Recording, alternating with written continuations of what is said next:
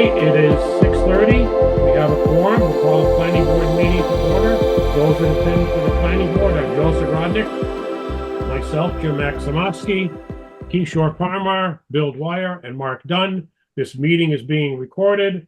And first up for general information, Mr. Dwyer. First in was Tim Collins. Hello, good evening. I'm with Dave's Hot Chicken. We are in for our permit expired and a sign company change from the original, which was Poyant Signs. We had there was a sign company in between the two that they had come to try to join the planning board meeting after we canceled their contract with us. Their time was they couldn't fit the time frame for what we needed for the signage to be made. But the signs that are being generated that we sent in are the identical, same sizes. There's no different scope whatsoever. They basically copy and pasted everything that was there from the previous Poyant Signs. Yeah. Mr. Collins called me the other day and I said, just show up to the meeting, please. I says, and let everybody know that. I said, we probably don't need to do anything, I don't think, but just to make sure that we're all on the same page, that everything is kosher and can go forward. I just wanted to have him come in and let him know that. So do we need to do anything if we already approved it once? I would say not, but I am. My concern is we originally approved this as a waiver of site plan approval. And they showed us what they were going to put up. Now they've taken down the building completely. And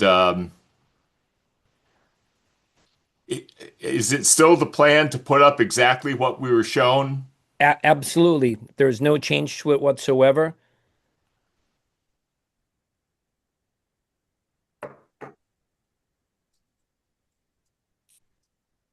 I mean, Well, then the prior approval stands.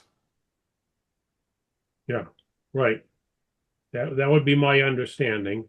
And if they put up exactly what was proposed close to 2 years ago, or at least a year and a half ago, then everything should be fine. But if anything changed from the original design and that's what goes up, then the company may not get an occupancy permit till things are straightened out. That is correct, yes. I would just correct your language there, Jim.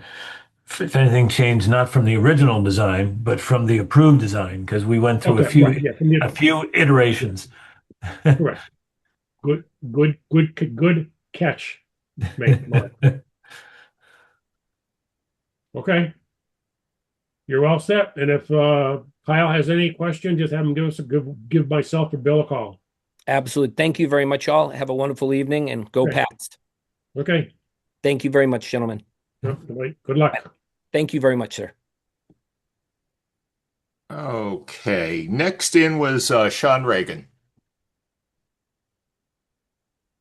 Good evening, everyone. I'm having a little trouble getting my camera on. Good evening, Mr. Dwyer. Thank you for the opportunity. My name is Sean Regan. I am an attorney with the law firm of Dalton and Feingold. My office is 125 High Street, Boston, Mass. We do have an office out west in Leominster, but that's as far as our offices reach at this point. I am here tonight representing Wonder LLC.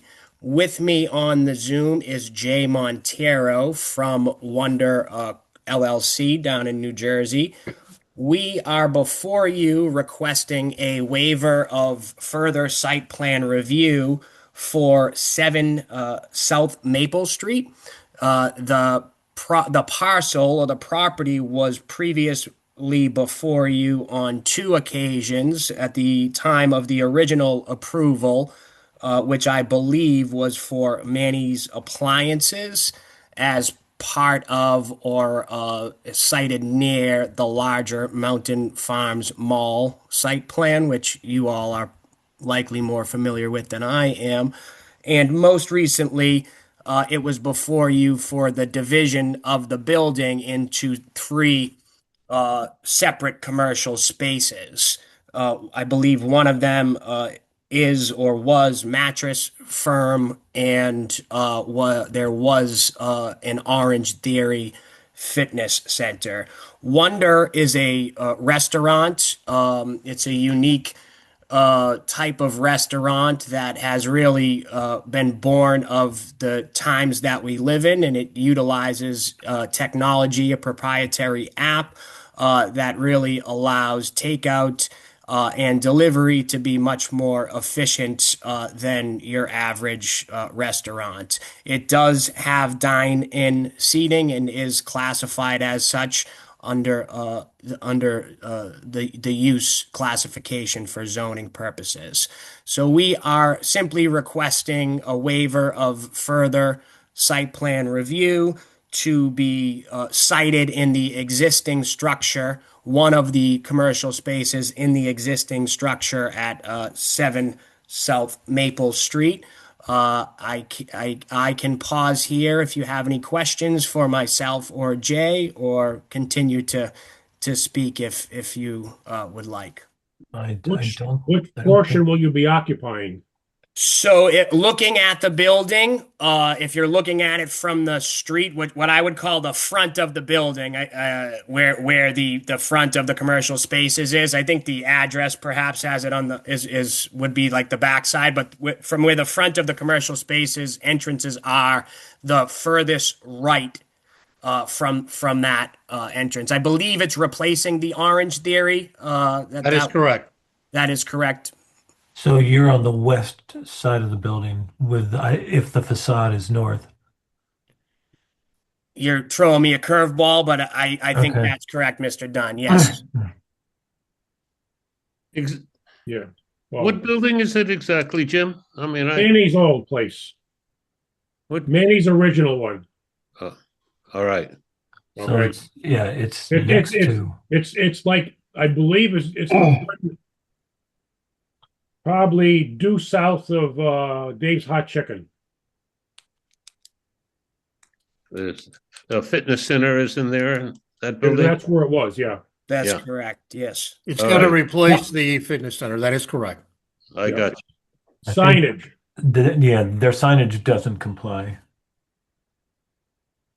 What will do you have a sign design yet? Yep. Yes. We did submit the signing package with other documents. It is intended to comply. That is news to us that it does not. But Well, it looks to be internally illuminated letters, which we don't allow. Can you share your screen and show us the sign? certainly, If I can just jump in for a second and Yeah. clarify, the sign that is shown is a representation of what we would typically represent. However, whatever the ordinance allows, whether it's illuminated, whether it's not illuminated, You can do halo. whatever capacity, we will comply. Yeah, we design the signs to comply. So I'm looking, if you can see my screen, this is the sign package. I could see why this would look illuminated. I think that's just a bright white, for coloring purposes, as it's an artificial text at this point. But if there is no internal lighting allowed, we will not be seeking a variance. We will design it to comply. We will design it to comply fully. Okay, what we can do tonight, we can give you a waiver of site plan approval, but we want to see exactly what the sign will look like with dimensions and to scale and lighting, etc. Okay, so we can waive your site plan approval so you can move forward with whatever you need to do, but you need to come back to us with a correct sign of what it will really look like. What we'll do, Sean, is it acceptable if I say we will make a separate application for that sign to get a permit? Is that fair? Because that's what we That's would fine, 'cause intend to do. you need a sign permit from the building inspector, so yes, you can do that. Okay, that's what we'll do, and we will be very sensitive to the fact that you must comply. And Okay. In a quick nutshell, so that you can know what you've got to do. Maximum size, you can have up to 4 building signs. okay, Total square total square footage of all building signs is 40 square feet. They have to be external. They cannot be internally illuminated, but they can be halo lit with opaque lettering. Okay, Got it. it's been noted. Okay. We will comply. Okay. Okay, so I'll make a Alright. motion to waive further site plan approval for conversion to the restaurant with signage to be reviewed later. Second. Yeah. And I don't know, if all the glass being all that, that picture doesn't show, your other one showed all kinds of graphics on the glass. That might be something that we might have to discuss at Wait. that. On Really? the door glass. Yeah, I'll be happy to submit that we will submit that along with the sign and follow the advice of the board on if it's too much, if it's too little, whatever. So we'll be happy to do it that way. Okay. Okay. Okay. Motion We're gonna- made and seconded. Motion a second for waiver of further site plan approval. Any other, you can stop screen it. share. Gotcha.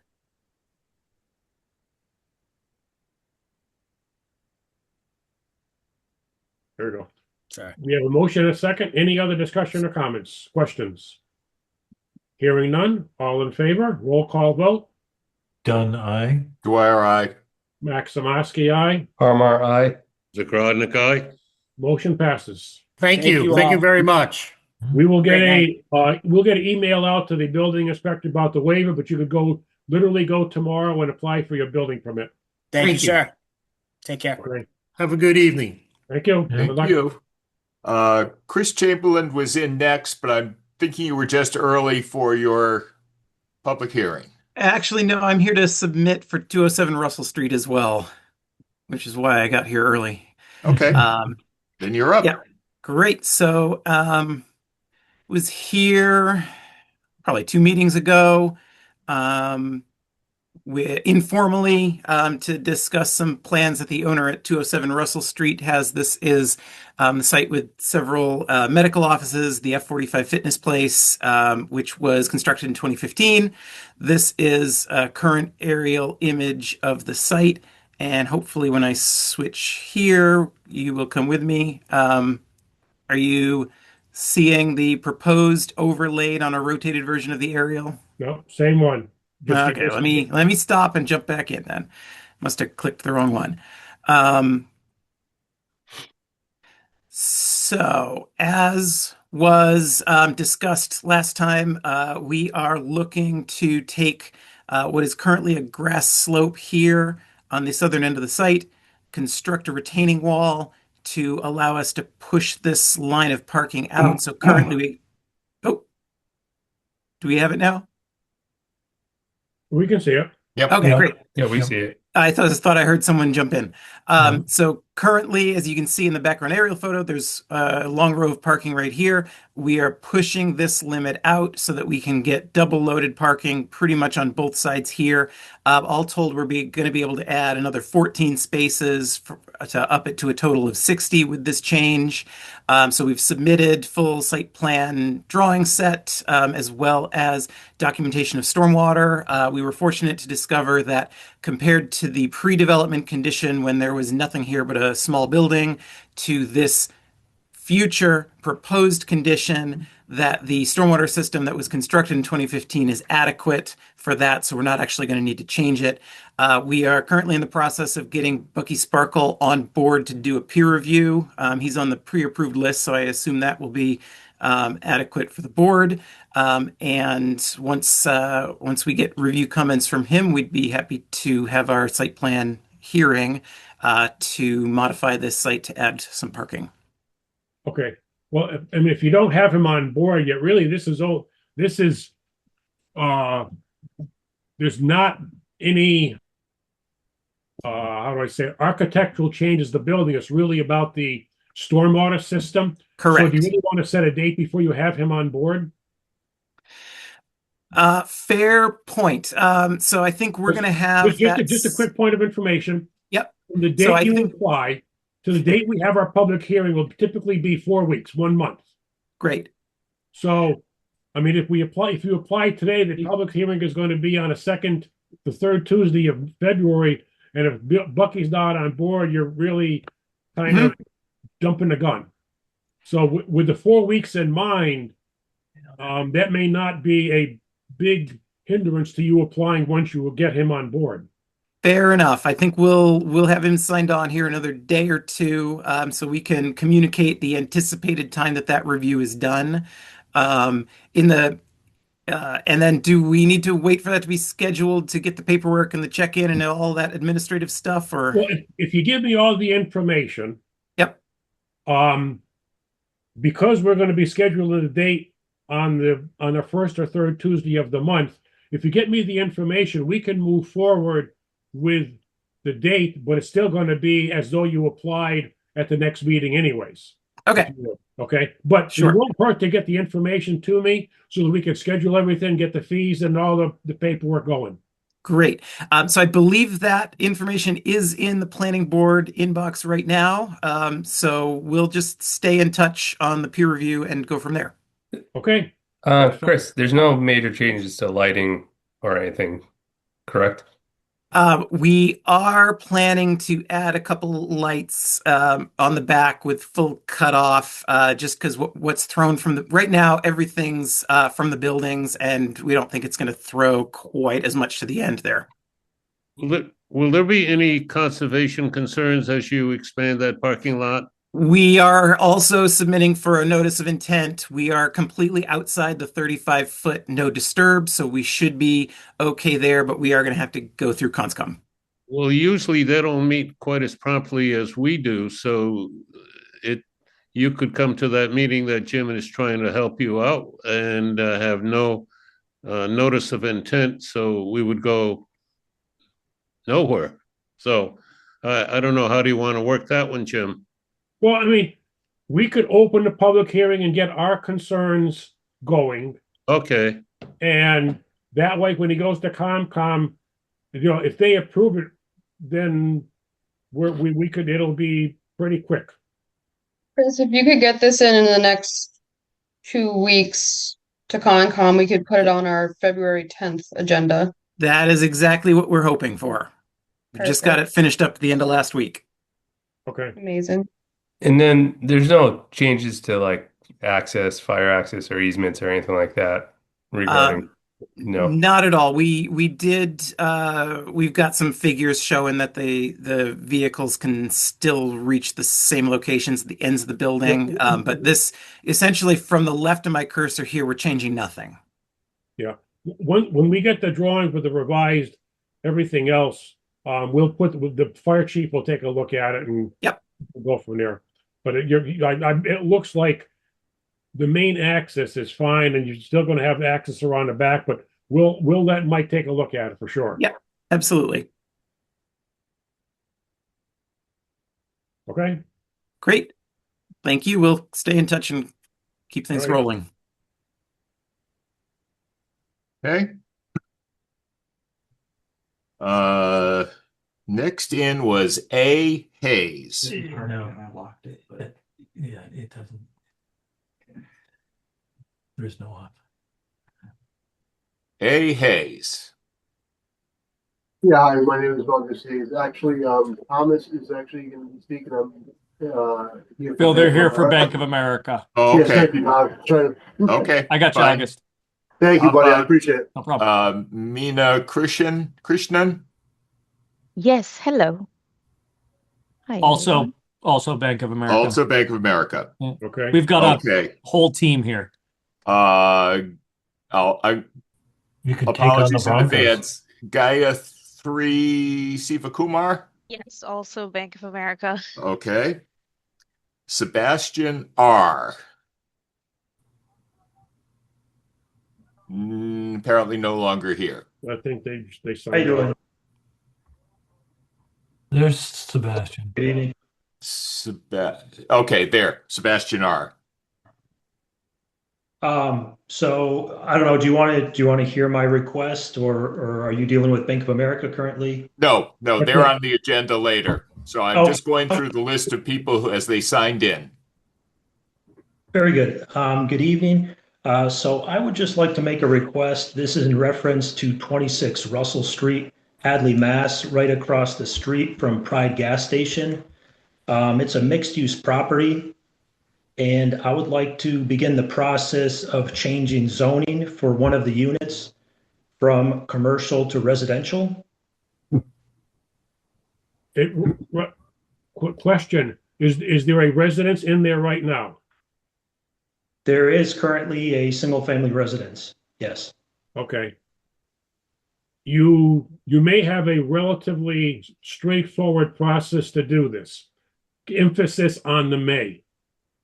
You could make it an accessory dwelling unit. Hmm? Are you familiar with the accessory dwelling unit law? Is it 900 to 1,000 square feet? Yeah. It's 50%, half the size of the original dwelling, I see. or Okay. or a maximum of 900 square feet, whichever is smaller. Okay. So if your original dwelling is, I don't know, 1,000 square feet, you're allowed a 500 square foot accessory use. If you want to Okay. make it larger than that, then you would need to go for a zone variance to make the building other than an accessory dwelling unit, and you need to show a hardship. Actually, I don't know what your circumstances are, or how big the building is, or the residence. So Yeah, those can are we just- questions for you to think about. Can we just back Yeah. up a step? I think there may be a little misunderstanding here. So commercial use and residential use are both allowed by right in the business district. So you do not have to get permission to convert an existing structure from one to the other or back. But he already has one residence. He wants to put two. Is that what we heard? So there's currently two structures on the property. One structure is a single-family residence, and the other structure is a commercial building. So we would be looking to convert the second floor unit from commercial to residential. And currently, the single-family residence is 1,600 square feet, and the structure on the rear, the second floor, is also 1,600 square feet. That was built in 2015. Okay. You would be allowed, under the accessory dwelling unit bylaw, you would be allowed to convert 800 square feet of that second floor to a residence. Very good. If you want to make it larger than that, you need to go to the zoning board of appeals and you need to show a hardship to convert it. Very good. Okay.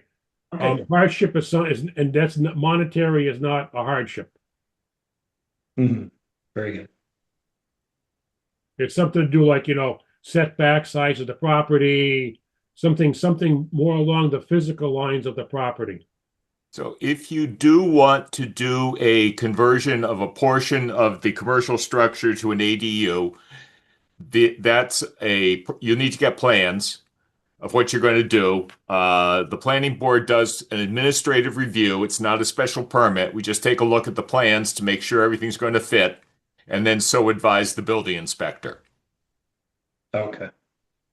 So the next step would be to apply for the zoning variance. No. The next step is to design your second dwelling space.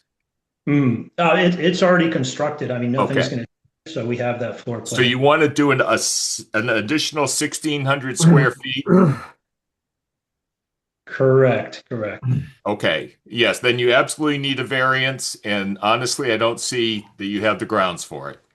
But you could put an 800 square foot ADU in the commercial structure. I see. Okay. So I would advise you to consult with an attorney before you invest too much more in this. Okay. Very good. Thank you very much. Okay. Okay. Let's see who else is here. Mike Beatty. Also Bank of America. Yeah, also Bank of America. Victor Grande. That would also be Bank of America as well. Okay. Let's see. Zoom user.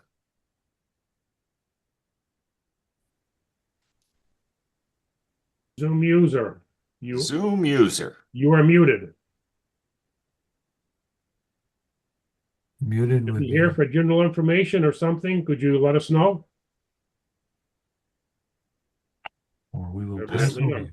Okay. Let us know if you're here for a public hearing or with a question. Okay. Next in was D. Bonham.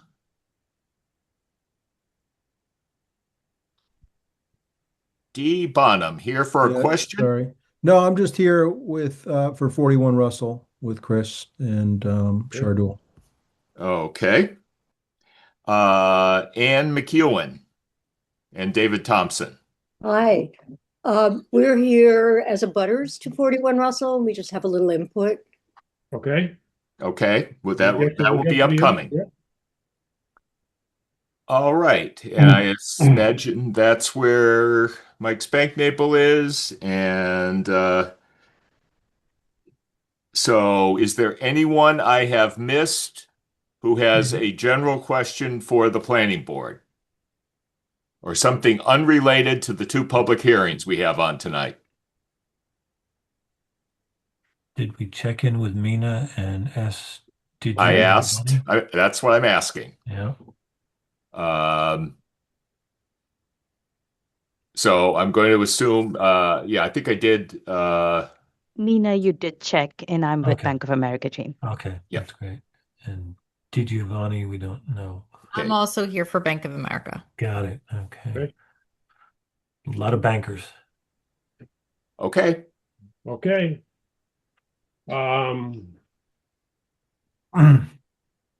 Let's take the continued hearing of Pioneer Valley Hotel Group. Are you ready to proceed, or you want to continue it again? Chris or Shardul? So yeah, I think we had an update on some of the items that were Chris, just 1 second, just to clarify, I won't be participating in this. Yes, So that's fine. So noted. Good. So I think we just wanted to give an update on some of the items that the planning board had asked about last time, and I believe Mike is joining us after having conversations most explicitly about the height question of the building. So we were working on essentially 4 items: coordination with the fire department. Again, needing feedback, the board feeling they needed feedback for that in order to decide the potential waiver of the height restriction to allow a slightly taller building than zoning allows due to our floodplain, a need to elevate above the floodplain and also provide an appropriate roof line.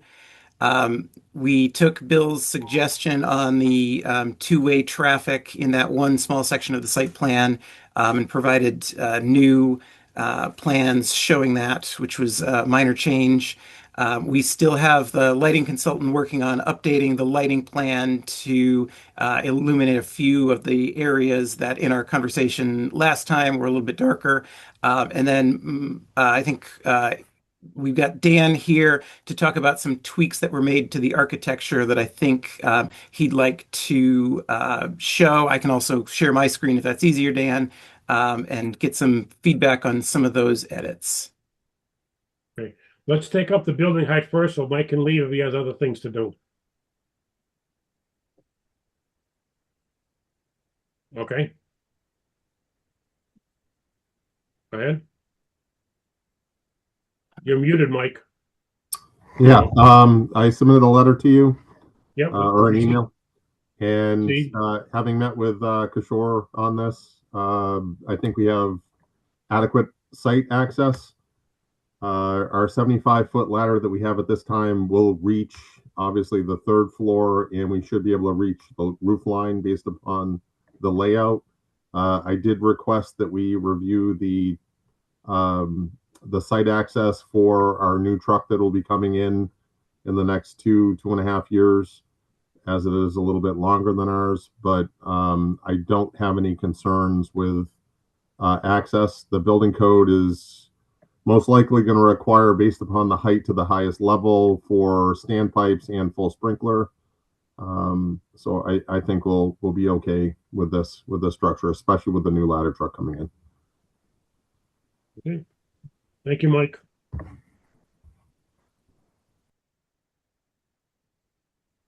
Okay.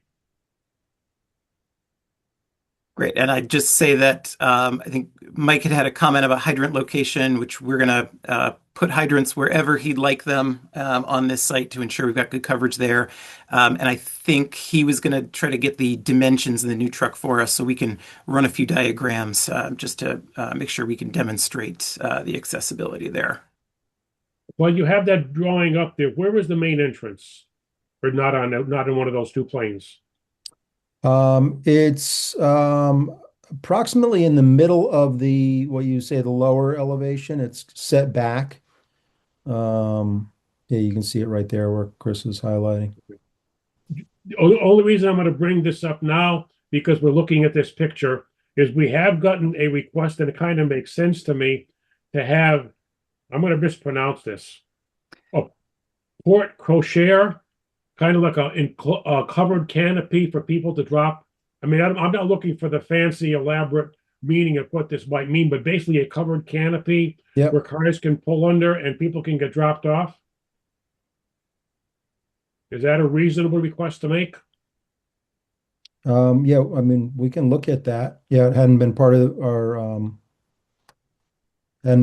our agenda or our we got that as a request from a townsperson, and at least in my 2 cents, it kind of might make sense to look at something like that. I don't know how the rest of the board feels. I don't want to overstep. It seems like a reasonable suggestion. And it would also make it look less institutional, if that is the proper word. I think the problem that's going to arise is when we were talking about with Mike with the fire trucks and access, putting something that's going to prohibit, because we're going to have to manage the height of it, and the fact that we have a hotel right next to it, we put this carport porte cochere next to it. It's going to kind of look a little too hotel-y, in my opinion. But by putting it there, and our access is already in that area is somewhat tight, and putting a structure there, I think would just might cause more issues again especially with life and safety than anything else. Could we see a plot plan to kind of, let's get back to this. Let's get back to this one. I don't want to beat up. I want to let you complete the comments you have of the other things. We can come back to this. Okay. Continue on, Chris. Great. So Dan, while I've got this up, do you want to talk about the architectural? Yeah, so I mean, primarily the main change we made here, per your recommendation, per the board's recommendation, was to add the muntins on the windows and have a bit more of a traditional, either a single hung or awning type window, to be determined which it is, but a bit more of a historic look to the windows, which we feel fits within the context, but also is not overly historic. And so we applied those throughout. And then at the entrance, we have a little bit different feature for the entrance, but sort of to highlight that. Right. If we're on the elevations and the aesthetics, I've been really trying to swallow this.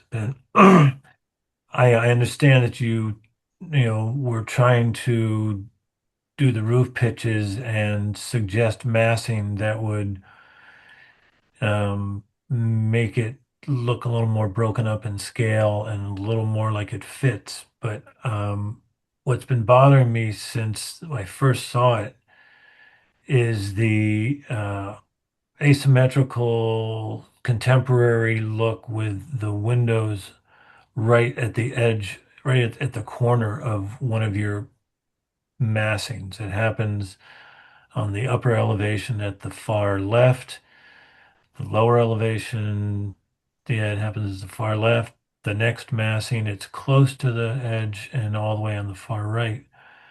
It does not look like anything else historic in Hadley. I'm not saying that it needs to be historic, but uh, it just doesn't sit comfortably with me. It looks like some kind of a contemporary geometric look, and I feel like, and I don't mean this, harshly, but I feel like there could have been more effort to massage the window placements. I imagine they're where they are because of what's going on in the plan, but it would look better, I think, if each of those massings had its own balance, because it looks very unbalanced to me, if that makes any sense.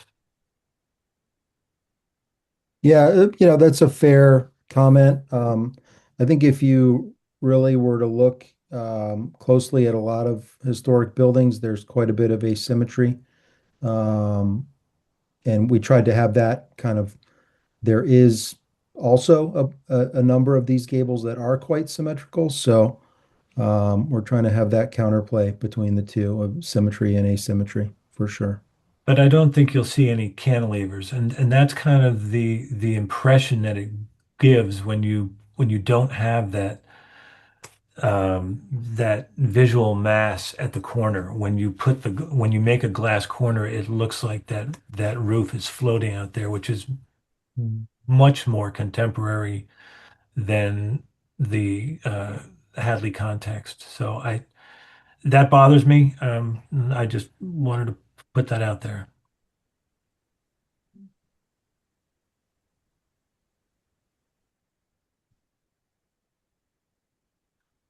Okay.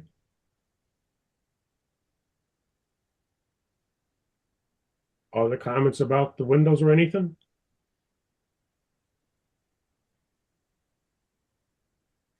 We'll come back to that one. Next, Chris. Great. So I'll just, sorry, I had the wrong set pulled up. Let me grab the other one here.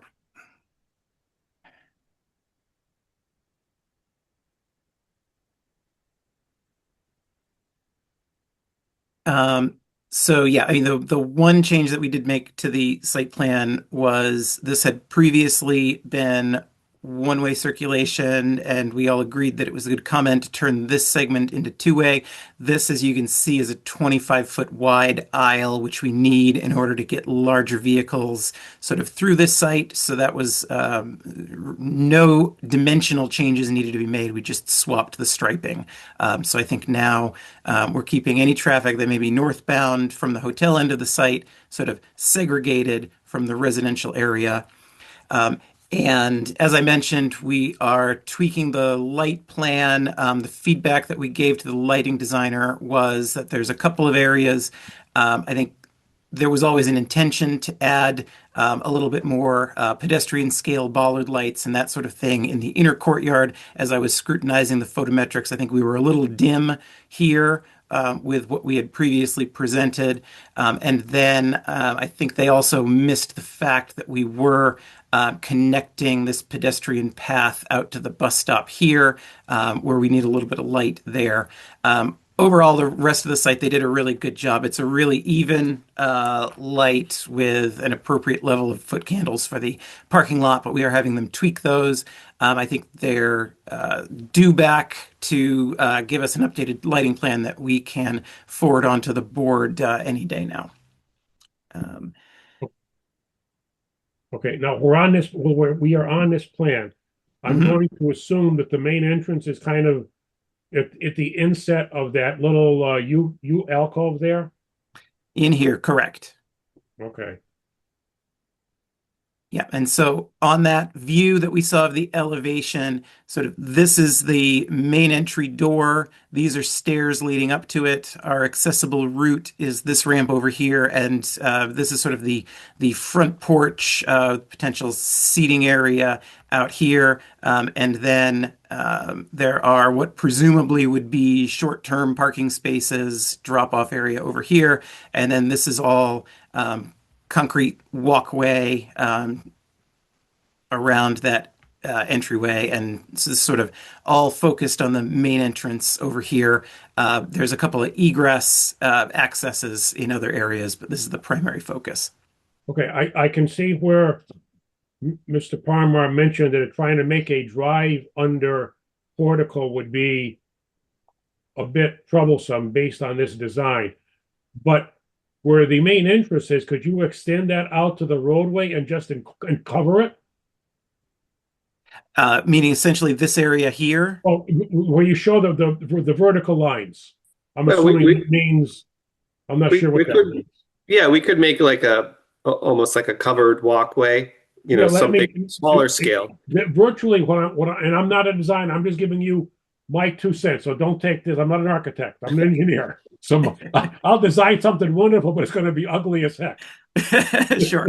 So you got to make it look pretty. I'm just giving you the idea. Sure. That and extend it out to the sidewalk and simply enclose it so somebody could get out of their car at basically that area and kind of walk under at least a semi-covered area.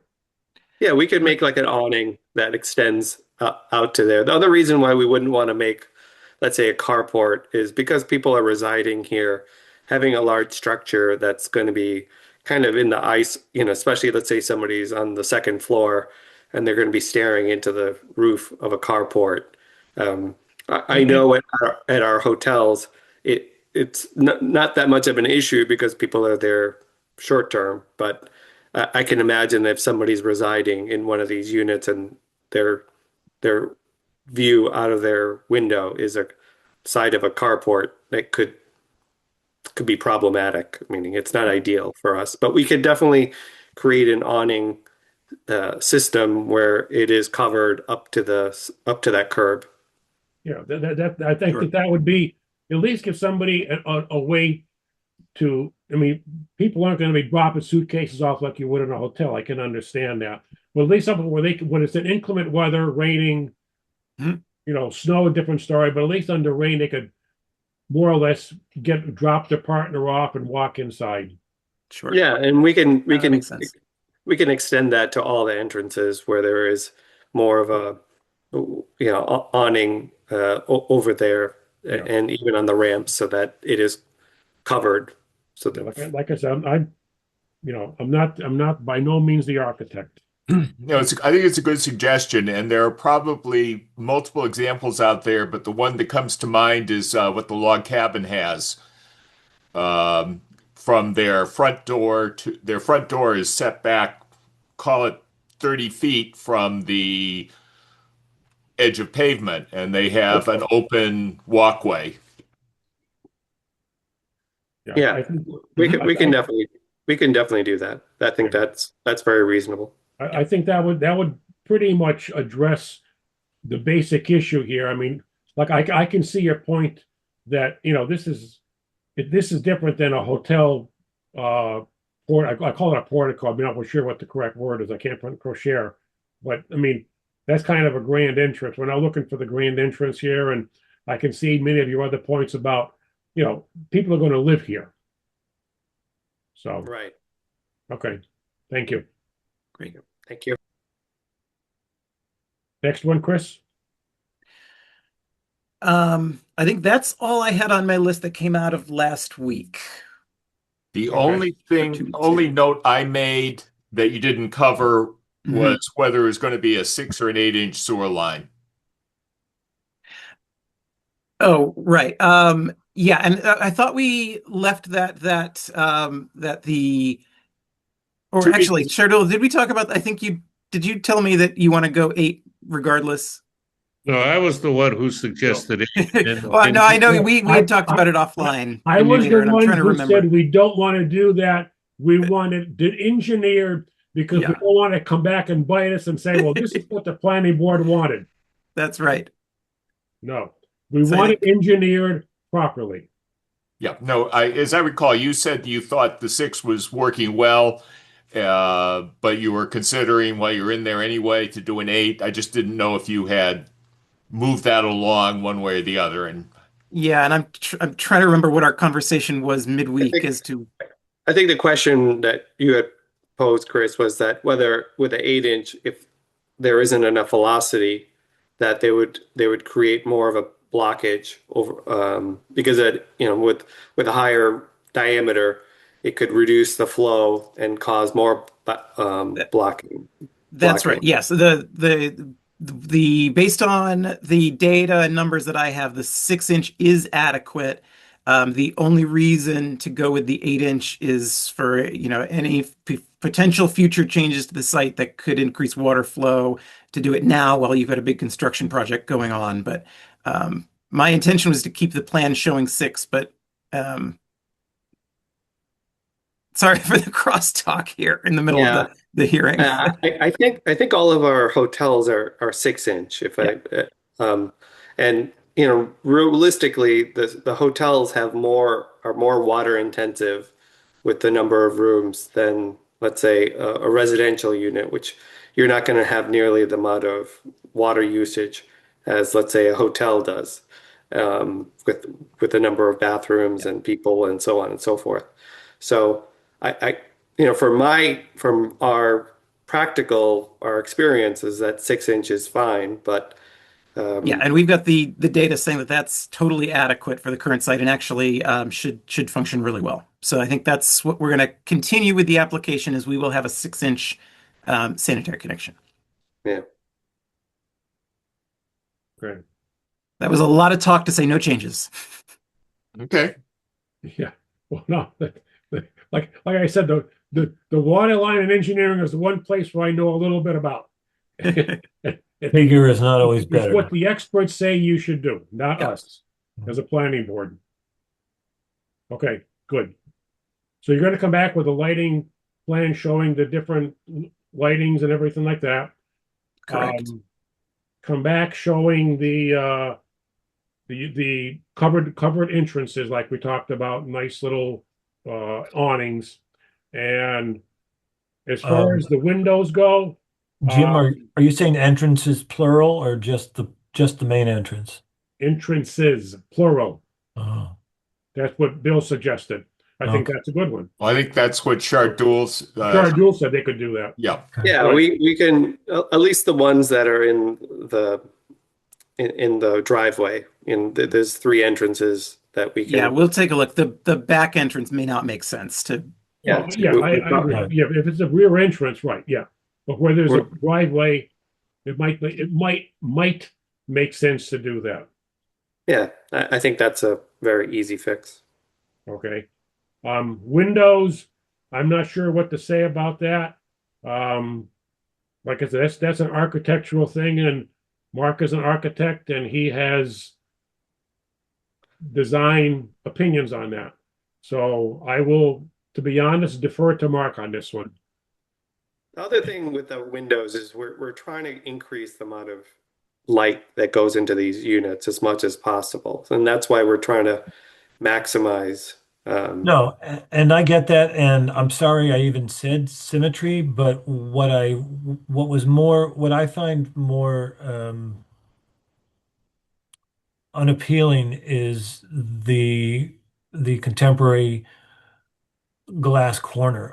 I think you might see that on the porch of a house that's been enclosed, but I think the more traditional would have more.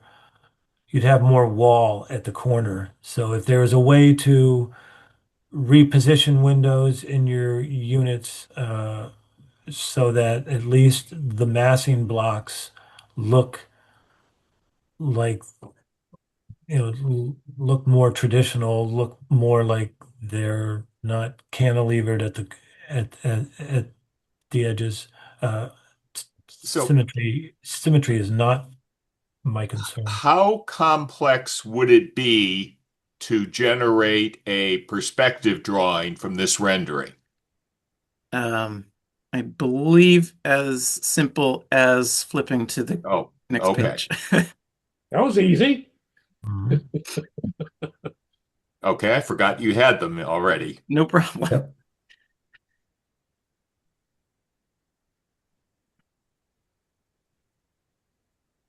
Okay, I can see what Mark is talking about, and without knowing the room layouts, I'm assuming that has a particular relation to your room of layouts.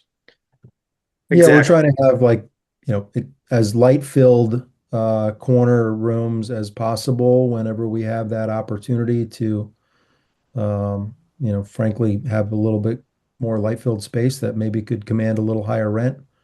We're trying to do that on the corners. We're trying to make a space that's going to be bright and airy inside as much as possible. I know traditional. If you look at a lot of traditional buildings, the windows are very small relative to the size of the buildings, and it is a little more contemporary. But again, I think the quality of life and with having added sunlight for the residents, I think it is offsets some of the architectural, I guess. So I'll probably get in architectural detention for even suggesting something like this. But if you went with a 2-panel instead of a 3-panel on the corner and set them back a little bit from the corner. Yeah, I would give way on the south facing, but when someone drives into Hadley for the first time, they're coming down Route 9, and that west facing I don't find that looking like it belongs in Hadley. So yeah, so that one there, I would on the left one, I would push the left windows in a bit, and on the right one, I'd push the right windows in a bit. That would be me, just to establish the corner. It would look more traditional and look more Hadley. This is kind of saying, look what we got away with in Hadley. That's the way I see it. But so I think if you could look at those, yeah, if you could look at those two right there, I would look the other way on the other ones. I just think that's, if we're going to allow this, higher than the ordinance, and it's kind of the first thing you're going to see when you come into Hadley. I don't feel like that's putting its best foot forward.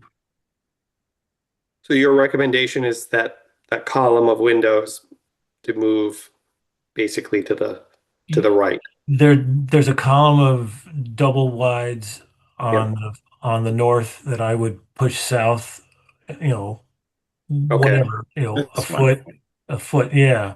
And then the same thing on the other end on the south side, I would tighten up between the 3s and the 2s just to have a corner that looks like it is more like a agricultural, colonial house that supports the corner instead of a whatever that is with all the glass at the corner. It just doesn't look like Hadley.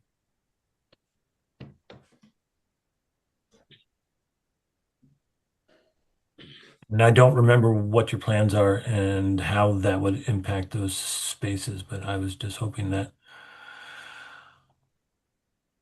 Yeah, we can take a look at that. Happy to see what we can do to help get this thing through permitting and make sure that it, suits the needs of the board. Okay. That's all we can ask right now. Good.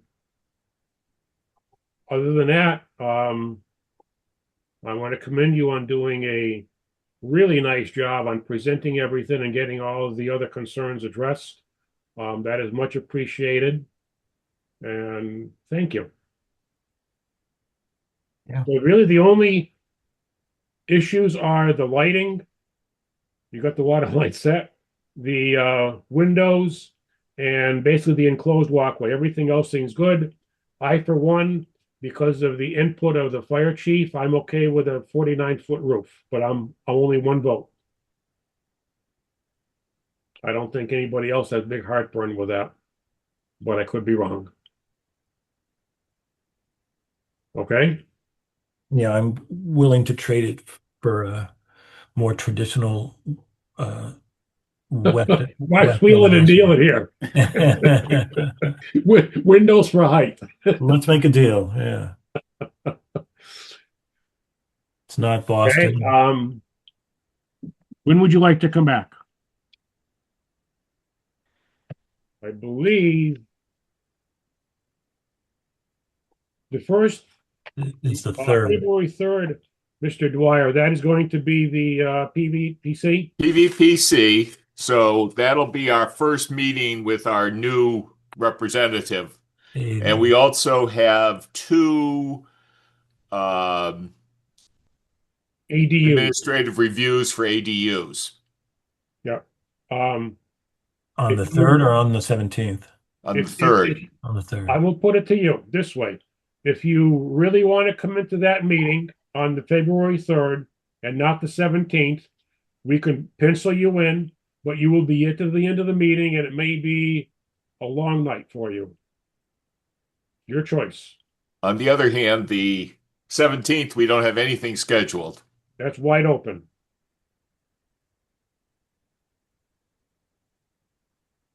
Sure, Dool and Chris, your 2 cents? I mean, the 17th is fine. Okay. Either works, meaning it's. We should be ready for the next one. Yeah, we should be ready for the 3rd. Meaning, lighting should be back, and the architectural changes are pretty simple. I don't know if there's any way we can, because I guess do we have more other than those items? Are there other substantial concerns that we should be thinking about? Stop your screen sharing. Anybody here for the 41 Russell Street? I know there was a bunch of people that were here for the hearings. Anybody from the audience have any inputs or comments? Yeah, I think Ann and David. Yes. Yeah. I just unmuted. Let me get my video up. Hi. Hi, Ann McEwen, David Thompson, butters at 43 Russell Street. We are the founders of Riverbend Animal Hospital, and so we've been part of the business community for 25 years. We no longer own the hospital, but we do own the property under our LLC, Ghost Rock. First of all, we just want to say we're advocates. We support this project. We're really advocates of senior housing. And we think it's a great use of the property and great for the town and good neighbor for us. We have 3 concerns we just would love to bring up. First one is drainage. Since we're in a floodplain, we've dealt with a lot of drainage issues and flooding in our parking lot. And when we first were there, we dug 2 catch basins at either end of our parking lot, which really helped mitigate the problem. And I don't know exactly when, but a number of years ago when the Barn Shops parking lot was redesigned and redone, the swale that's between their parking lot and our parking lot seemed to get smaller and less deep.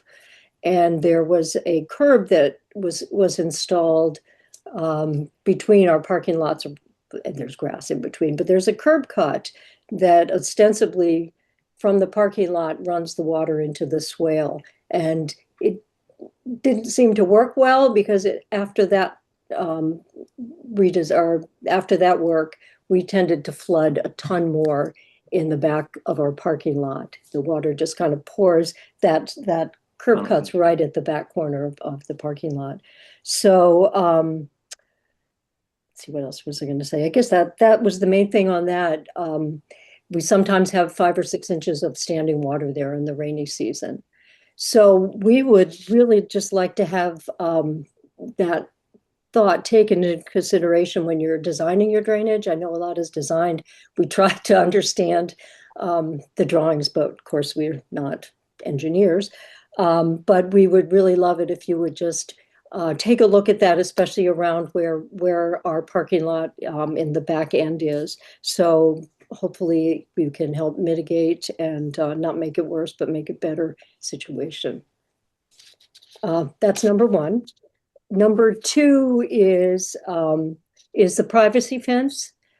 Just have two little concerns about that. We have 27.5 feet from the back of our building to the edge of our property line that abuts 41. And we have parking along the back edge of that parking lot. We have parallel parking. And it's right up on the edge. And it looks as if the privacy fence is right on the property line, which concerns us because when people use those parking spaces, they won't be able to get out of their car on the passenger side. So we hate to lose those parking places because we've kind of got the minimum amount that we needed to go along with Hadley regulations. Yeah. So we would love you to take a look at where you're placing the privacy fence, if it could possibly be moved back a couple of feet so that we could still comfortably use our parking spaces in the back. And also with the privacy fence, it appears to go all the way along the side of the property, all the way up to Russell Street. And we're wondering if that could not be quite as long so that it doesn't block the River Bend sign that's right near the edge of the road. And also I'm worried about the visibility of people exiting our parking lot if that fence is all the way out there. So that's our request for that. If you could look at setting back the fence and also that. And then the third is just a concern as the abutter of the incredibly close proximity of the building to the line. I think it's 15 feet or something. And we're not asking you to move your building, so don't worry about that. But we just want to request that you install adequate landscaping and plantings in that area, so we can maintain and improve privacy and aesthetics for both sides. That's it from us. We support your project, and we just look forward to continuing to be good neighbors. Okay. Come back to the next meeting where they can talk about those concerns, because obviously not going to be something tonight. Okay. Absolutely. Great. Thank you. Thank you. Anybody else? For comments, questions, requests? Hearing none? Okay. I guess adding in those comments to what we had previously discussed, I think I'd be more comfortable putting this off to the 17th so we'd have time to discuss it and not feel that it's getting tacked onto an agenda that's already a little full. Yeah. That's fine. I kind of agree, because we're not sure how much the new person coming on PVPC, just so everybody know, we had a person that was representing PVPC with us for the last quite a few years, and he's taking a job in New Hampshire someplace. We've got a new person coming on, and it may be a learning experience for both of us as far as just the expectations on both sides. So we don't want to drag the meeting out till 10 o'clock meetings, kind of meetings lasting till 9:30, 10 o'clock at night tend to lose some effect. Having said that, I realize that I have not talked to Ken Comia, who is now the director of that department. And to verify? I want to maybe I should verify. So I guess verify what? verified that they'll be ready to bring in, ready to show up on the 3rd with a new person. I think Aiden said he was planning to see us in February. So, because I've been communicating with him about the smart growth. Okay. All right. I think I can say that's confirmed. Okay. In that case, then I'll I'll say the 7th. I'll suggest the 17th as the continuation date. Okay. Very good. All right. Thank you very much. We'll see you on February 17th. It's a wide open agenda, so except for general Pete questions, you will be first on the list again. All right. Okay. Thank you. Thank you. Next up is the public hearing for Tom Reedy. Okay. I will read the meeting notice as public hearing as appeared in Daily Hampshire Gazette. The Hadley Planning Board will conduct a Zoom public hearing on Tuesday, January 20, 2026, beginning at 6:45 p.m.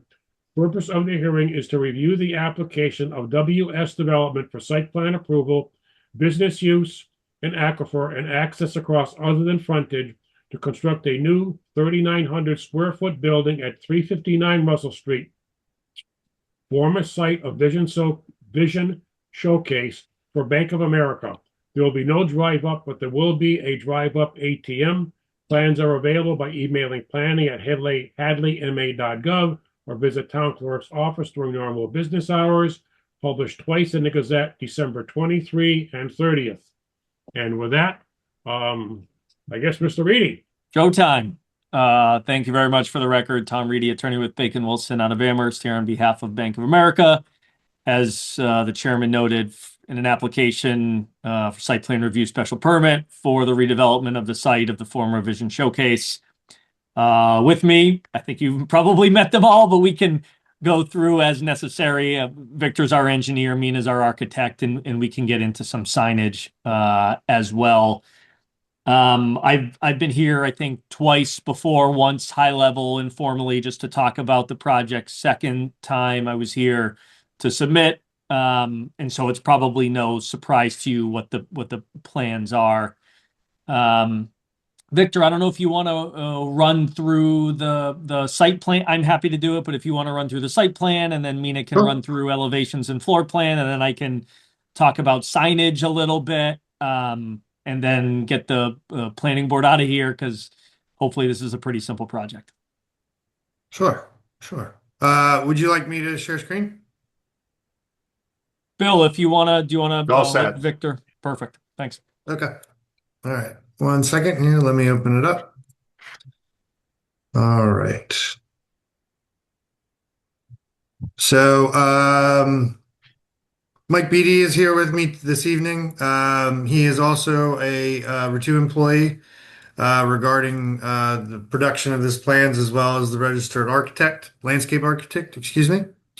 So we are looking at replacement, or a demolition and installation for a new Bank of America on the corner of Russell Street and South Maple Street.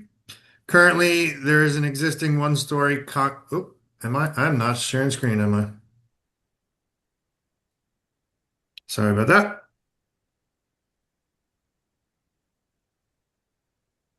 Okay. Are we good now? Yep. Okay. Sorry about that. Let me start over. So we're looking at the corner of Russell, and the corner of Russell and South Maple Street. So we did perform a survey back in, actually, let me get this out of the way here. We performed a survey back in November of 2024. We've done our due diligence with some geotechnical borings and some underground utility locations. So we feel pretty confident in the existing conditions out there. It's a one-story concrete building. Existing is 4,300 square feet approximately. And I will let Mina speak a little bit more towards that as far as the architectural items. Uh, so there is only one thing to note that I'll just bring up right now is that we are out there and we have completed this as of actually today. The survey for the existing conditions on Russell Street and South Maple Street. There was a rather large MassDOT project that was conducted in the area that we need to update the survey to. But I do not think or do not feel, I have not gotten a chance to look at that, but I do not feel that it should change anything on the plans other than a few tie-ins, etc. So we did do a site development overlay so you can kind of see what the proposed building looks like over top of the existing. The proposed building is 3,900 square feet approximately compared to the 4,300 square feet. So it is a little bit of a reduction in, a little bit of a reduction in overall building coverage. So we're looking at a demolition here. There's individual items called out here to be demolished in red. But as you can see, for the most part, the extent of the demolition would be the pavement line all the way to the north, as well as to the east and to the south as well, concluding along the entrance here for this portion of the parking lot. And we are intending on remaining and keeping the curb and the landscaped area along the newly constructed building just to the west of us. So you're completely removing all the blacktop and putting a new blacktop and everything? Yes, it will be either a full depth reconstruction, or it will be a mill and overlay depending on the condition of the pavement. But yes, that is correct. Okay, thank you. Sure. Yeah, by all means, please stop me at any point. So the proposed layout here shows a few items here, which what we'll kind of look at here as I'll go from top to bottom on the page. We have two ADA parking spaces that will be concreted, as well as a ADA route to the front door of the building. We do have a proposed canopy over the doorway. I'll let Mina and the architectural team speak to that a little bit as well. And then on the left side of the building, we are maintaining a 24-foot drive aisle that will be used as it is for the most part today, as of today. Is site lighting shown here, as well as the 27 parking spaces that are shown and numbered here. We are also looking at the drive-up ATM. It will be a standalone ATM with canopy as well.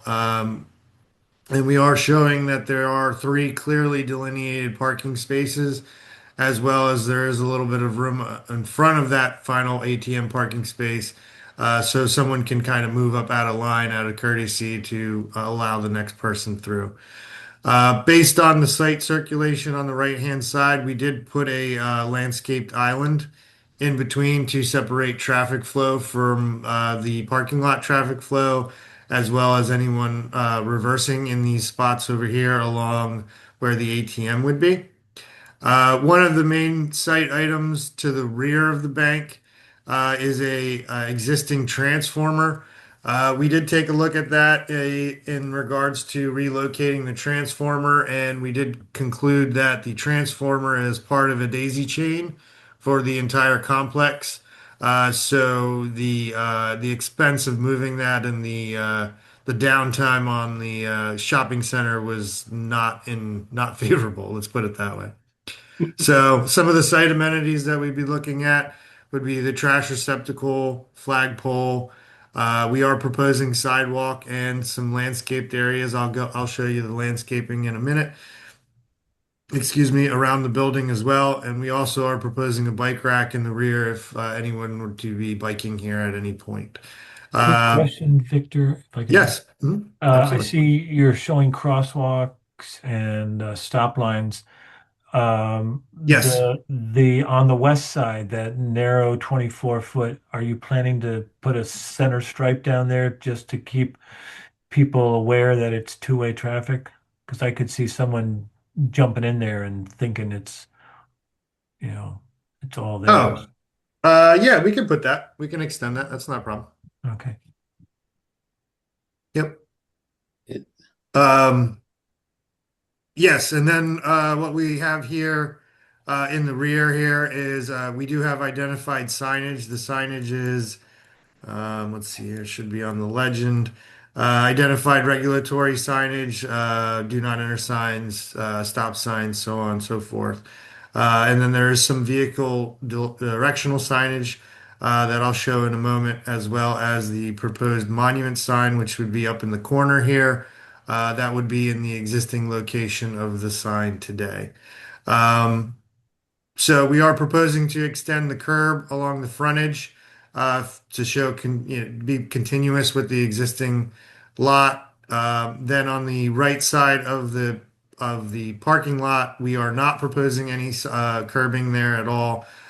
We are kind of leaving that as it is today. We are not intending on, or we are not proposing, excuse me, to extend the parking beyond the limits of today, as it is today. So we're looking at about plus minus 25 feet here because of the existing condition.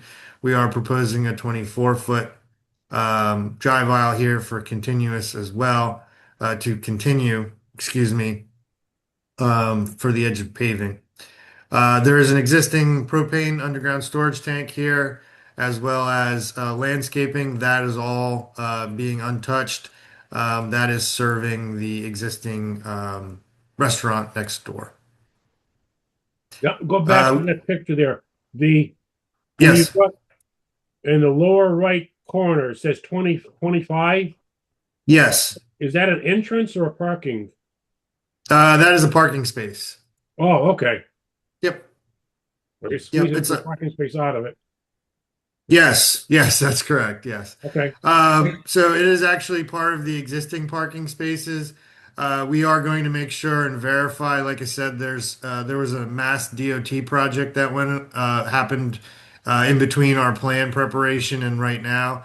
But the intent is to keep that parking space there. That is correct. Yes, no disturbance would be beyond this curb line over here. We have a overall grading plan here. The red lines are showing the ridge lines here, and then there is a blow up of the overall grading plan with all the spot elevations showing the drainage patterns associated with the inlets that we would be proposing. Not too much there. Overall utility plan, we are showing the ability to connect to the sewer line all the way out to the front. Being that it is a existing pizza place, or was an existing pizza place, we did feel and we recommend that we just replace the sewer line just to make sure that we don't have any problems at any other time frame due to just the heavy use of the pizza place. We are proposing to extend the gas to the new location here as well. The existing stormwater basin in the drive aisle here is going to be adjusted, performing by a rim adjustment. However, though, the intent is to keep that line intact as it is today.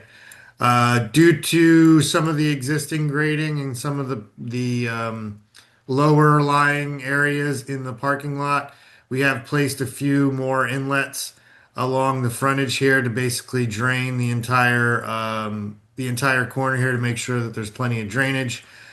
We did make sure that we do not have any puddling around the handicap ramp as well.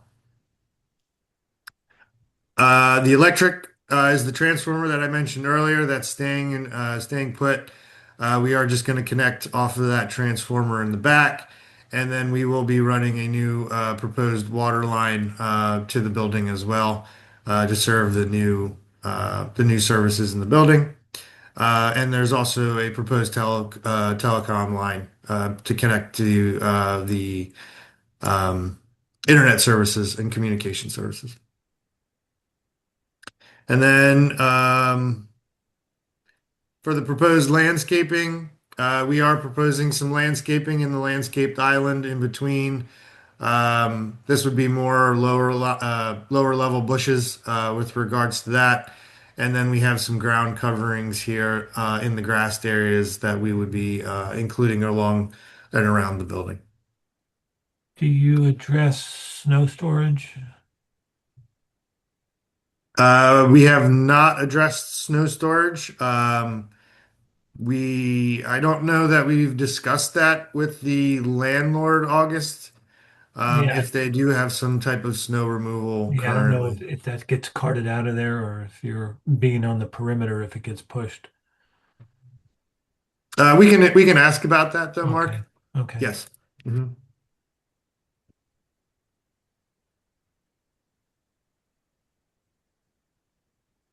Okay. We are proposing a few trees out front. One of the items that I did mention was that we are doing an existing survey, so we are going to show the existing and or proposed Mass DOT trees that they are placing on the property too as well. That would again be the only update that we would intend. What's shown here is the lighting design. So we do have a few more lighting criteria based on the fact that this is a bank and the bank does have specific security requirements regarding the ATM compliance as well as the overall site. The lighting designer has provided us this information here. We provided this on the plans to show the locations of the lighting and then the photometrics as well. And then some storm profiles, some utility profiles to make sure we have no conflicts in the construction. Standard details. Here are some of the descriptions here, or excuse me, specifications for some of the vehicle directional signage identified by the letter, which can be shown on, or which is shown on the layout plan. And then the monument sign for the updated monument sign as well. And I believe some more standard details here as well, including the, if I did not mention, the Bank of America flag, the traditional trademark flag of Bank of America. And then some landscaping details, some lighting details, utility details, and so on and so forth. And last but not least, we had put some erosion sediment control measures for the earthwork on the plans here for the intent of demolition of the project. And then we have the same stage 2, which would be the proposed erosion sediment controls for earth disturbance once the bank has been installed. And details and notes associated with that, but that's pretty much everything. Could we go to your lighting details, please? Sure. What kind of fixtures are you proposing? So the fixtures are typical or standard mounted lighting for the pole mount lighting. Let me show you those locations here. Do you have the pole heights also? Yes. Pole height mountings for the MCI and the OXI. The OXIs are along the perimeter here, and then the MCIs are within the interior. The pole height mounting are 15 feet above finished grade. And then 10 feet on the... We can go back to the fixtures. Mm-hmm. The fixture details, I think he means. Fixture details. Oh, sure. So Sorry. It's down lighting, it's Yes. shielded. So there's all the shoebox style downlighting. Yes, that's correct. And the ones on the right, those are building mounted? Yes, Yeah. these are. That is correct. Yeah. Yes. They are Thank you, building ma'am. mounted at Okay. 10-foot high. Okay. And then the poles are... So Are we 15. we are very sensitive to, even with the shoebox type downlights, to glare, Mhm. especially the ones that you have right along Route 9. So does this have some capacity to have some shielding so that I realize even if the foot candles are low, the lights can be bright to passing motorists. Yeah, is there a photometric with those? There is. Yep. Yes. So the property line is shown here in the thick black, and then the curb line here, the stone curb line, as it was existing, is shown here. I can highlight that in red here. Yeah, it looks like it has a good forward throw. Yes, Actually, yes, one it of the things does. to remember too, this line that Victor just showed in red is now actually a Mass DOT sidewalk. So actually, we're doing a fair lighting sidewalk. Yes, that is correct. Are these by any chance Luna approved fittings, fixtures? In terms of let dark me- sky? We Let me wouldn't be see. able to tell. Might be at the bottom with all those logos. Yes. It is DLC Luna. It has. Yes. Yes. Yes, it is. Mhm. Okay, Luna, okay. Nice. We don't require that. That's just something I've learned about recently. As far as those kind of fixed, that approval means that they're kind of like a dark sky fixture. Yeah. Okay. Unlike LA. Okay. Well, that's good. Good to know. I have now learned something today. So thank you. Sign details. Yes. Yeah, I think we're gonna have a problem with the one up on the stone or brick or whatever that is, because it's above the roof. Okay. Signage details on the building signage. Yes. First, Okay. we'll start there. Or Okay. is that Mina? I can Yeah. share. It was prepared by our sign vendor, but we can definitely share. So Victor, why don't I share my screen now? Okay. I will stop sharing now. Absolutely. Give me a second, gentlemen. Screen. All right. All right. Let me know when you are able to see my screen. Yep. There All it right. is. This is by our sign vendor. As you can see, there are the pylon sign was what Victor spoke about just now. We do have halo illuminated light, which is with opaque face letters, as you see here. Just starting off with the building entry facade, which is to give you a proper orientation of where we are looking. This is Russell along the north.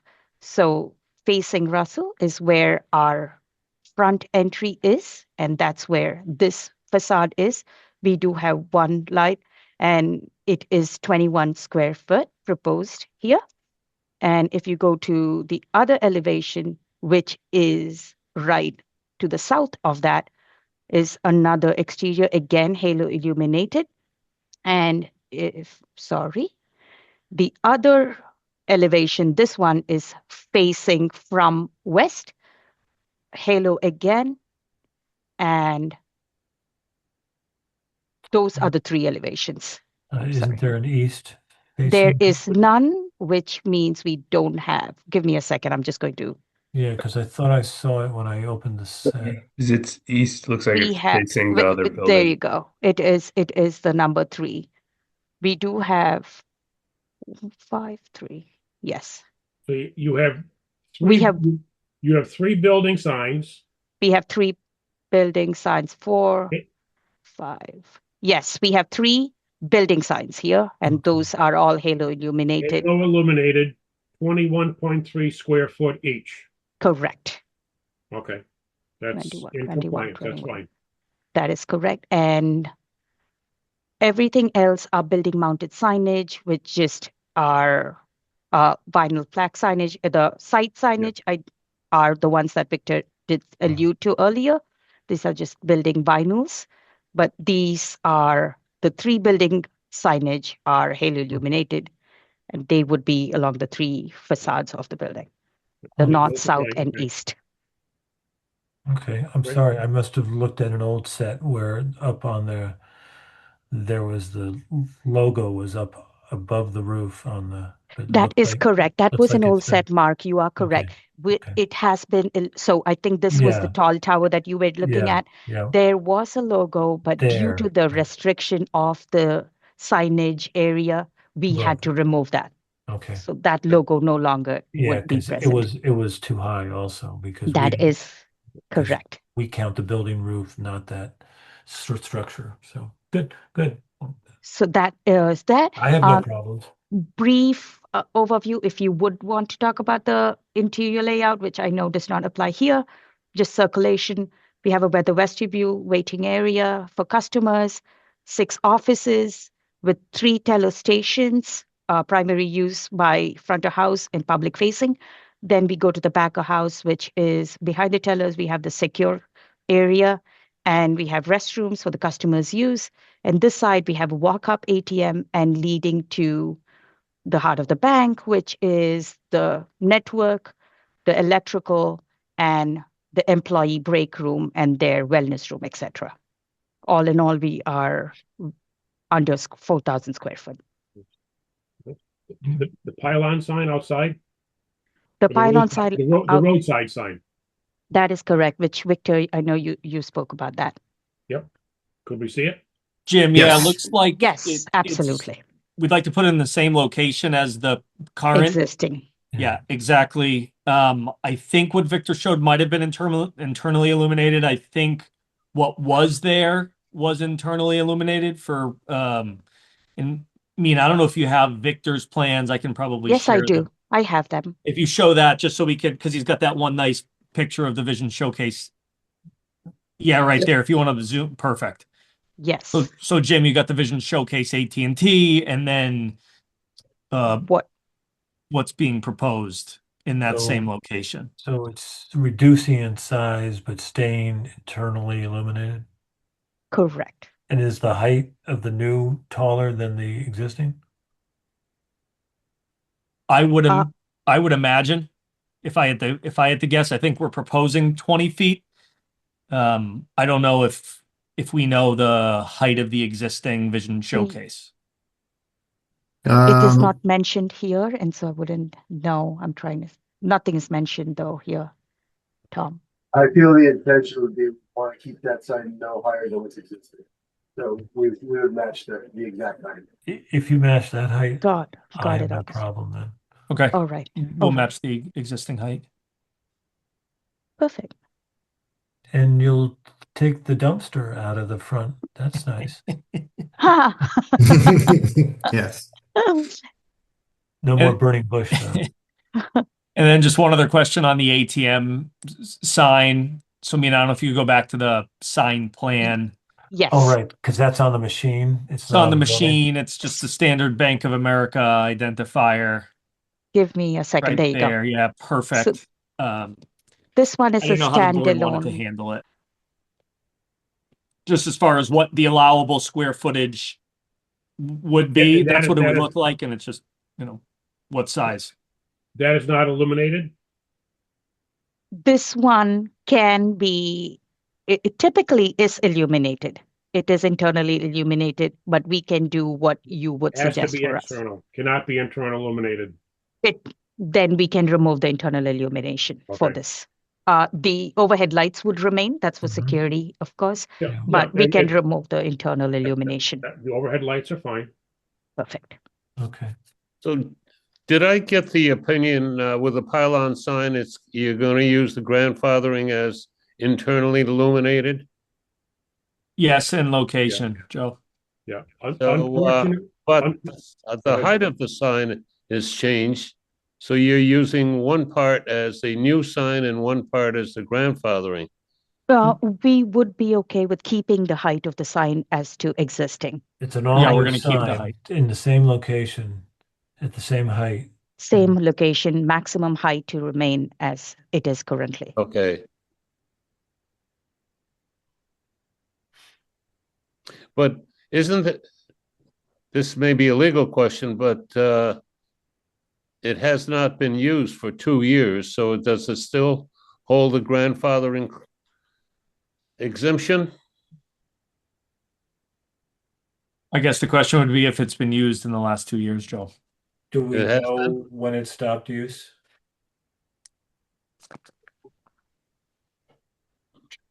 January 19th, 2020.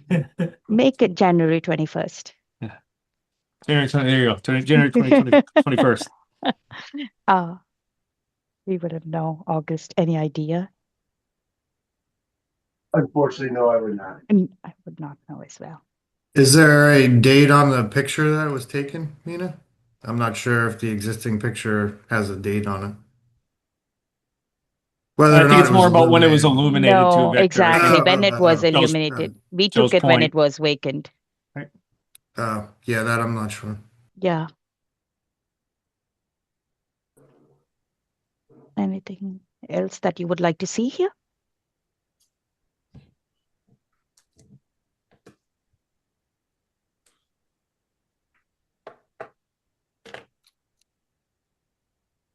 All right.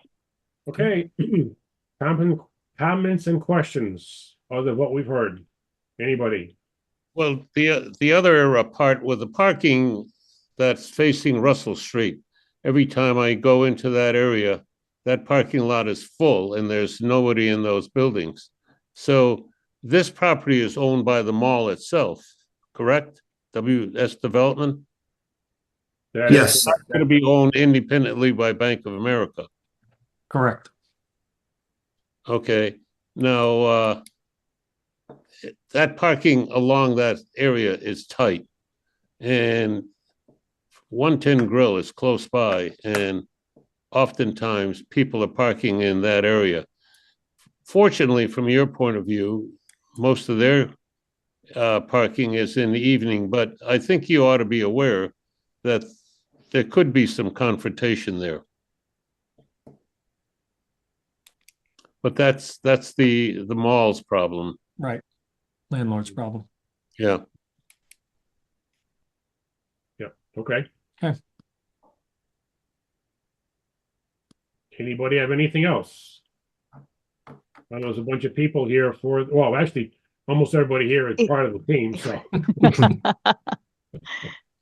So I don't remember, this is just this goes to Joe. When was there a pizza place there? I guess as long as I can remember, it was the Vision Showcase and It was Potbelly Deli for a while. Yeah.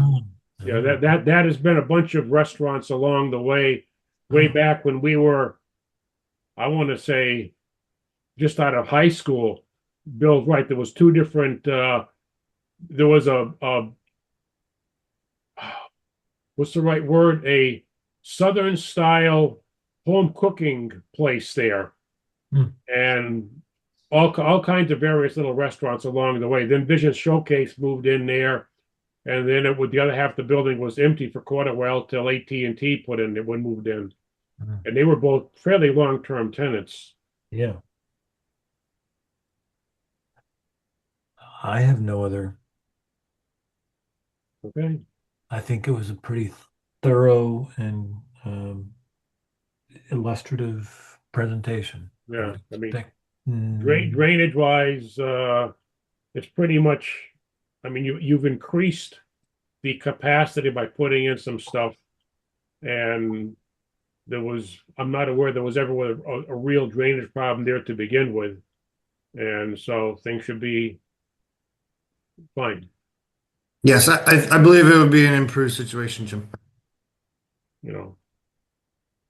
I think the only concern I would have, and I don't know that you can make that any better because it's already there, is the congestion, coming out of Popeyes and coming out of 110 Grill and coming out of all that congestion there. That's I don't know that you can change that, but yeah.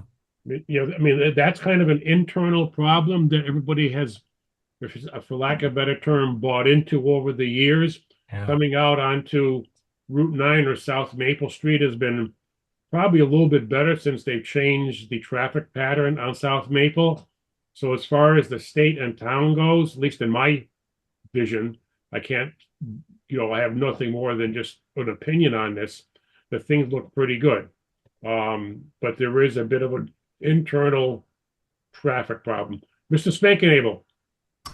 I just wanted to ask, you may have mentioned it. You said you have natural gas available to that site? Because there are 2 underground propane tanks there at your entry that support 110 Grill and LL Bean. Yes, that is correct. The existing conditions shows a natural gas line going out to Russell Street. And actually I can show you here. I believe, oops, wrong button, sorry. I believe that the natural gas lines, excuse me, the propane lines are specifically for the restaurant. I'm not exactly if they serve something specific that uses that, but there is some type of propane tank here that we did identify. The natural gas line looks like it comes out along the front and then comes back to the rear here. That's fine. I just want to make sure you had enough to support your building, because if you needed to add, because there's a moratorium, so there's no additional gas available. So if you needed an additional gas, it would be propane, and you're kind of landlocked for, so. Oh, so that's the reason for the propane tanks. That's correct. Yeah. That supplies LL Bean and 110 Grill and Five Guys. They both are fed off of a high pressure gas line, underground propane, to the building from that where you just showed us. Oh, okay. Yeah, we'll need to check on that, Mike. Thank you for letting me know. Sure. Yeah, because you need to talk to the gas company. I'm not sure if it's Berkshire Gas or whoever it is, that you can reuse that gas line for your building. The reason that they have the propane tanks next door is because there used to be a Burger King and a Ponderosa Steakhouse there years ago. Those were torn down and completely rebuilt with new buildings. So it was a completely different use, different size building, so on and so forth. Whereas you're kind of replacing a building in kind with one in kind, and I have no idea what the gas moratorium, how it will affect you. So gotcha. You need to investigate that to verify that you can reuse it, or do you need to put a propane tank in someplace? Yeah, they Or were you stealing, become electric. They were stealing from Peter to pay Paul, basically. So when that whole site was improved with 110 Grill and LL Bean, they had to add the propane. So just make sure you confirm that you have access to that the natural gas to that building. Okay. So it's usually like for like. So if it's used for heating, it's got to be used for heating. And usually they ask you for the BTU of what devices are there already. So they match it to that capacity. Usually. Gotcha. Yes, the intent here would be for heat purposes. So, well, yeah, I don't think that's pretty much about it, right? I mean, Mina, they may use it for, is it used for hot water too, possibly? No, everything is electric. Yeah. Okay. Hot water is electric, and yeah, it's electric. Okay. Mr. Chair, just one other thing, if they could do that evaluation of the site access for our fire equipment as well, that would be appreciated. Yeah, and it sounded like we were going to see a finalized plan after you check with the DOT changes. Yes, we were going to update the existing survey conditions to show the new roadway. That is correct. We can add that. Mhm.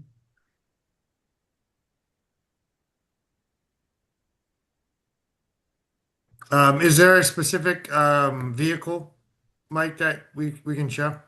Yes, if you go to our website, I'll actually get you our dimensions. We have a new ladder truck coming in. We usually go by the biggest, and we can do exemptions to that.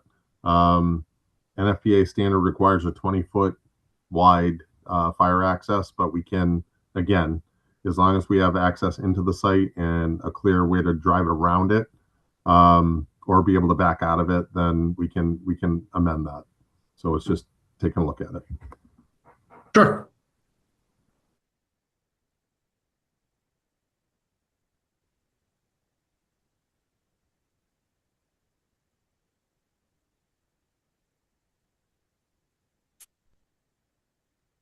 Okay. So my three notes here I have are for snow storage, the gas service, and then also for the fire truck turns. And add that line on the west side where the two stop signs are to make them Yes. Two-lane delineation. Yes, thank you. Thank you, Tom. Okay. Very good. All right. I will put you down for continuing this to February 17th, just like we did with the 41 Russell Street. And if everything is good, you should receive fly through. comments for them. Very good. Perfect. Everybody else good? Anybody have anything else for them? Any No? public comments? Thank you. Thank you. Very good. Thank you, everyone. Okay, thank you. Thanks, thanks everyone. Thanks all. Stay warm. You too. I see that Jason Kostick has joined the meeting. Did you have a question for us? No, just observing, guys. Thank you. Okay, thank you. Okay, we can get on with the other things. Next up on the agenda is address a open meeting complaint that we had regarding our December 16th meeting. The complaint was received, let's see, where is it? Wrong one. Was received from Susan Del Molino at 399 River Drive. And the complaint was that Weren't we not supposed to give out her address? We are not supposed to give out her email or her address, but we certainly can identify her. Right. Okay. Right. And this is the complaint. This is a complaint. Well, here's the contact. I printed out the wrong. Oh, here it is. I'm sorry. Wrong side. At the December 16th, 2025 Planning Board meeting, the board discussed possible bylaw changes for the Springtown meeting. The board discussed 6 possible bylaw changes. In the meeting, Chair Max Maximowski mentioned an email that he sent around to the planning board members about the 6 bylaw changes. Only 4 of the bylaw changes were on the agenda. One of them discussed, but not on the agenda, was a proposal to change the solar bylaw screening. The planning board knew of an appeal of a planning board recent decision was coming where that particular bylaw was ignored by the planning board. It's hard not to see how this as a deliberate attempt to keep the public from knowing that the solar bylaw was to be discussed. However, I give the board the opportunity to explain otherwise.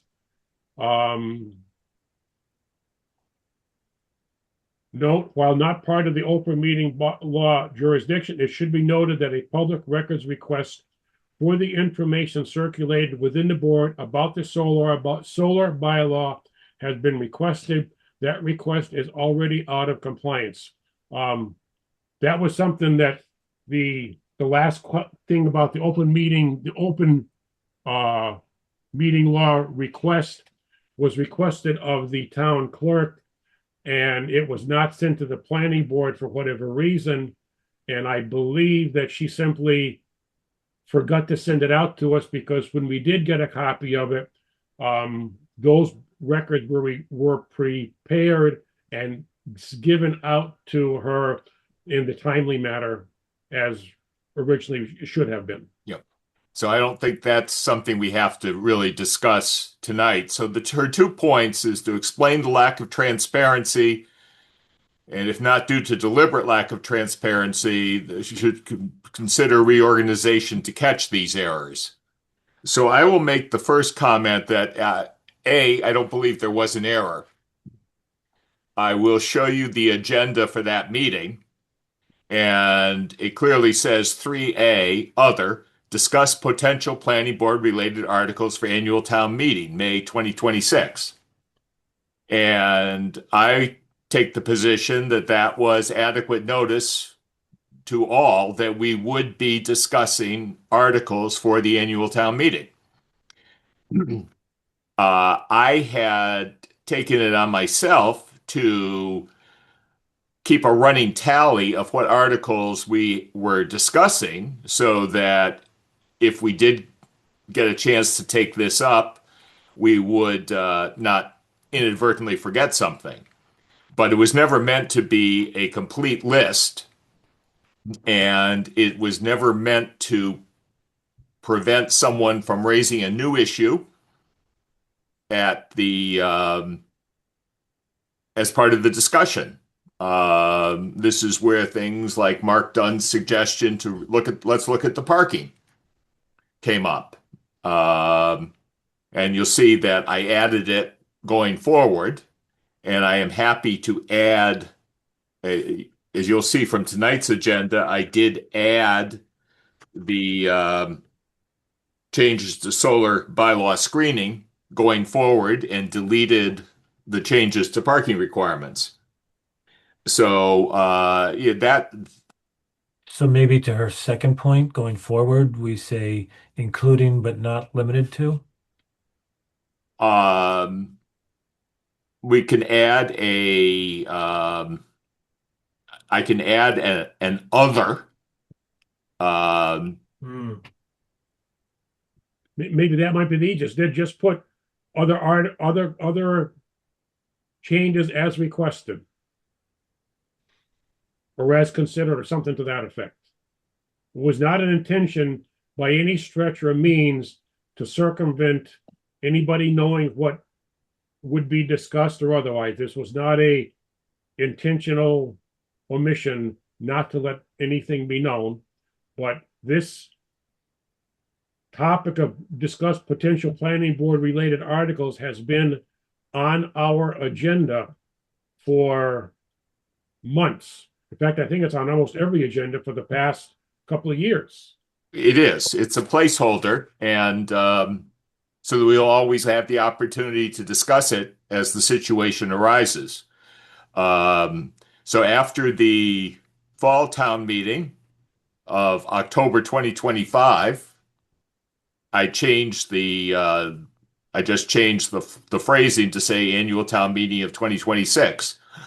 And at our second May meeting of 2026, you'll see it read special town meeting fall 2026. So that's a placeholder. I'll also add that it was for information and discussion. It was not an action item, nor could we take any action. There is a formal process for adopting zoning bylaws, which requires under Chapter 40A publication in the newspaper, a public hearing, and from that it goes forward to town meeting, where it would require a 2/3 vote to pass. So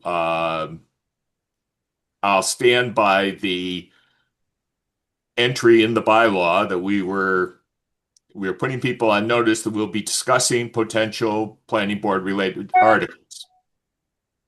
Okay. Which we did. Okay. And I will prepare a reply. I'm not sure if it has to come from you, Jim, as the chair, or if it can come from me, but I'll write something up. Okay. But yeah, going forward, Adding that other was, yeah.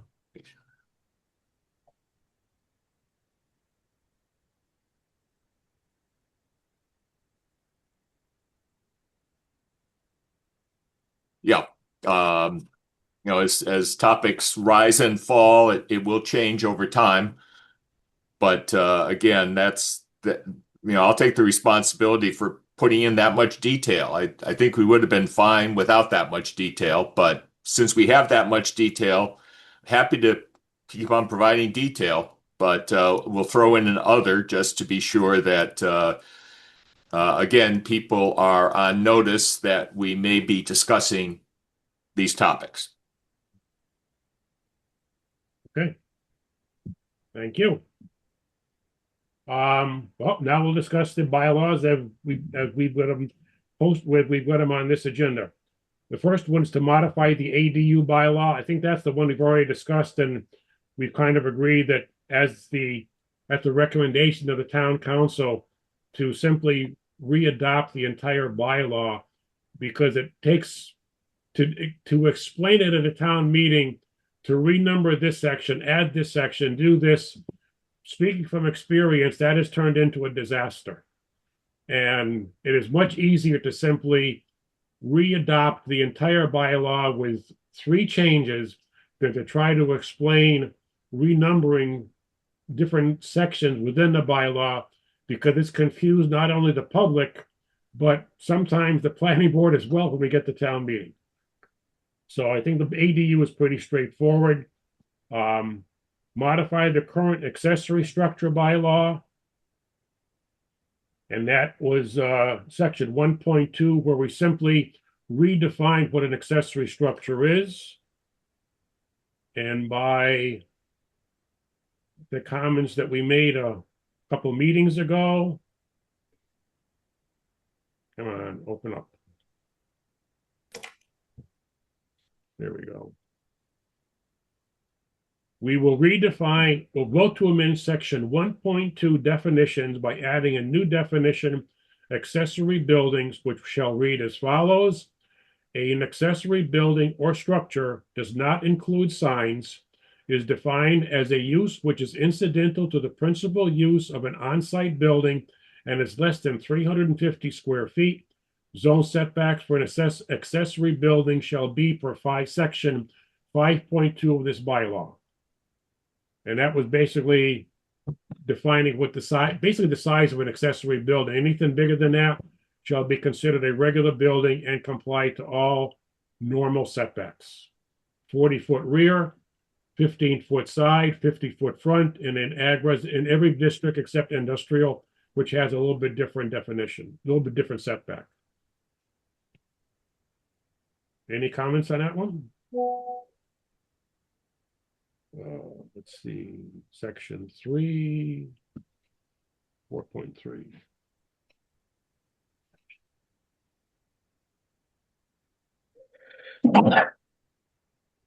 Excuse me. Next one is, this is the one which was adopted back in, I don't know, 2000s, early 2000, and that limited any new business use. Let's say in all zoning districts, any proposed new structure or expansion of an existing structure for retail use, excluding the reuse or reconstruction of an existing structure with a floor area exceeding 75,000 square feet, is prohibited. And the proposal there is to simply eliminate that note 5 in that section, so that now we have no limit on the size of a business structure, provided complied with zoning. So you're going to still have to comply with coverage, et cetera, parking, and so on and so forth, and setbacks.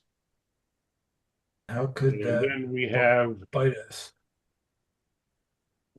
3.7 changes to lot width. And that is the one where it defines the 150 by 150 square to fit into a plan at no point between a front lot line, etc. Shall it at least one point of the square must fit on the front line. And to delete this section right here with this wording from the point except, this is the first word, except that the planning board may, but is not required to issue a special permit as provided in section 6.2.2 to permit lot width of no less than 75% of the maximum lot width required when, in its judgment, such action is in the public interest and not inconsistent with the intent of the zoning bylaw. And that was the one that Randy brought up a few meetings ago that we kind of like forgot that it existed, because it has been there since I think 98 or something. And I'm not sure how that even got in there, but it did. So, and then the last one is to amend section 28.5.3.4. This is the one for the solar. And this one simply reads, screening. The planning board may require that large-scale solar systems and appurtenant structures be reasonably screened from public ways and neighboring properties with vegetation or behind other existing structures. So, does the planning board wish that we should go forward with all 5 of these for the annual town meeting?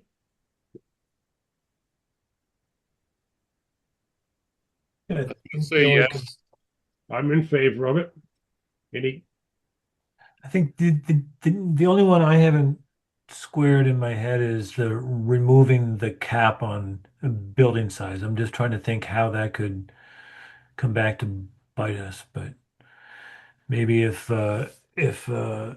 Amazon came in and wanted to do a giant data center that was 6 million square feet, hopefully they'd be shot down by our lack of infrastructure. But Well, first of all, to put up there is no place in town, Mark, that I'm aware of, they could put any building up that big. yeah, You know, the biggest buildings we have in town are the 2 malls. yeah. And except for reconstruction of those 2 malls, It's a we big probably lift. couldn't see anything much bigger Yeah. than I don't even know if I don't want to say never say never, but I mean, a Home Depot or a Lowe's about the biggest you're going to find being built again. And even that's where, because there's just not, a lot of room. I would say the biggest building in the town of Hadley is the Mullins Center plus the Kennedy Center attached to it. But we have no control over it. Yeah, I don't know if they're bigger than the malls. Yeah, I don't have a fear of a data center or warehouse coming in, for multiple reasons. One is the infrastructure and power. I think at most it would be a retail commercial building that would come in. That would make the most sense. The other thing is that I think, as Jim was saying, the number of sites we have are limited in the town. Yeah, I would say there's not any starting in the business district or the industrial district. There are I can't bring to mind any large undeveloped parcels. So we're into reuse. Yeah. I mean, the worst you could have would be somebody wants to expand Mountain Farms or Hampshire Mall to some extent. I mean, that would require some doing, land purchasing, land granting. I'm not quite sure what the word would be. But even if,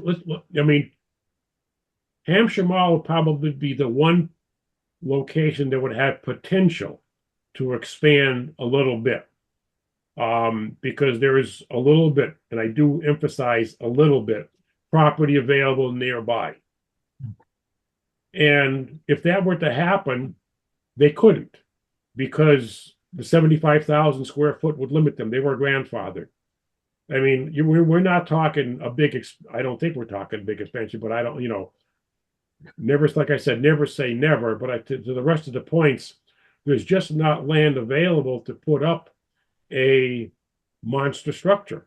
No, it's either landlocked by abutters or even conservation with conservation issues right there, or the bike path.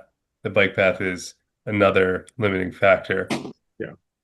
There's the Hadley's business and industrial zones are limited currently. Could somebody try to rezone something? Yeah, and like I said, that is always a possibility. But so let's say, okay, there's one. Let's say somebody wanted to rezone some monster parcel. There could be limits placed on that as a rezone condition. Okay. Yeah. Pick a land, I don't know, someplace in North Hadley. They want to take some farmland that's not APR and rezone, I don't know, 100 acres, just as a speaking purpose. Yeah. Well, the town could put a restriction as part of the rezone. They could create a new business district that says no building shall be bigger than such and such. Right. Okay. So that's Right. down the road, there's always some So there's reasonable nothing- controls available. So there's nothing available that they could slip an application in before we could, zone a restriction. Got it. Okay. Just go on GIS and take a look. Yeah. I mean, just go up and down Route 9. I mean, from the center of town to the bike path, that's already regulated by size of building. Yeah. Route 47 north and south, which has business districts in it, both have limitations on the size of various degrees. Okay. And it's only the Route 9 area that has kind of, if you would, this is where it would affect. Okay. Like limited business district has a 2,500 square foot limit, and the 147 South, which is about where I am, there's a lot of open business, but it also limits the building 300 foot back, and if you cannot join unowned parcels and make one massive parcel.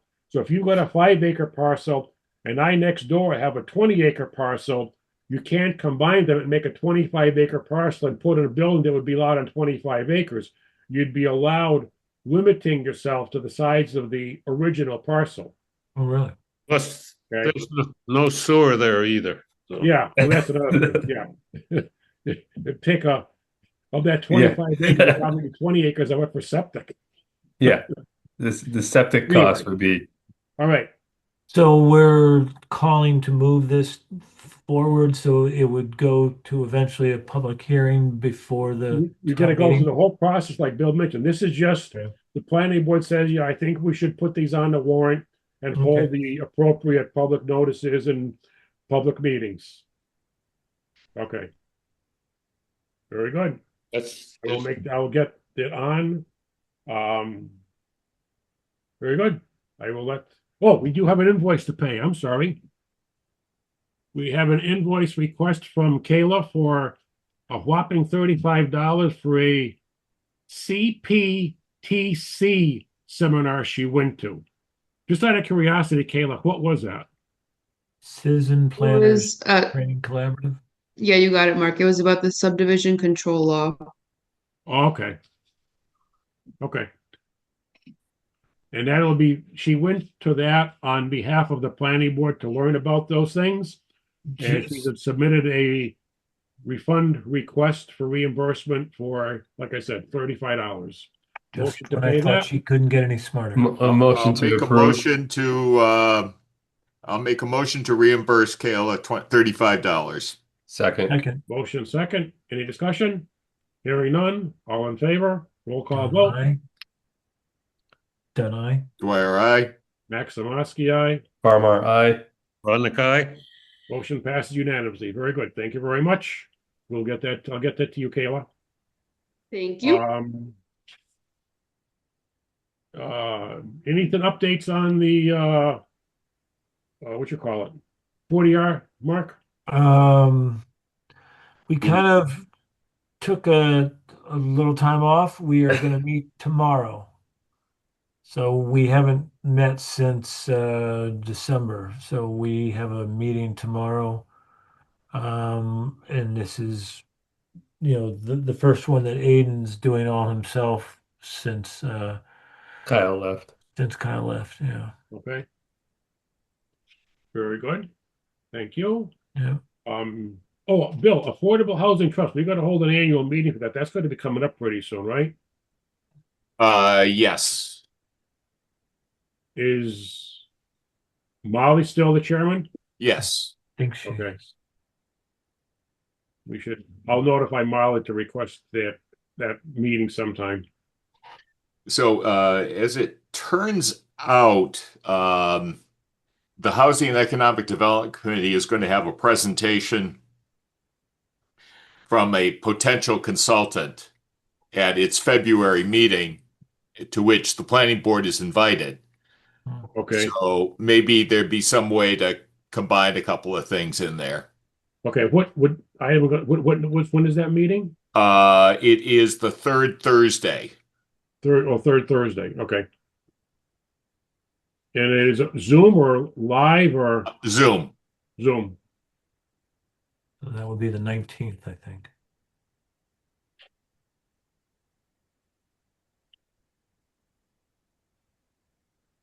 What's the title again?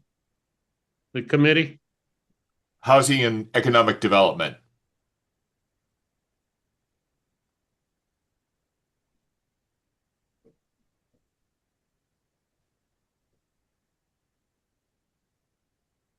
Alrighty, make sure we go to that one.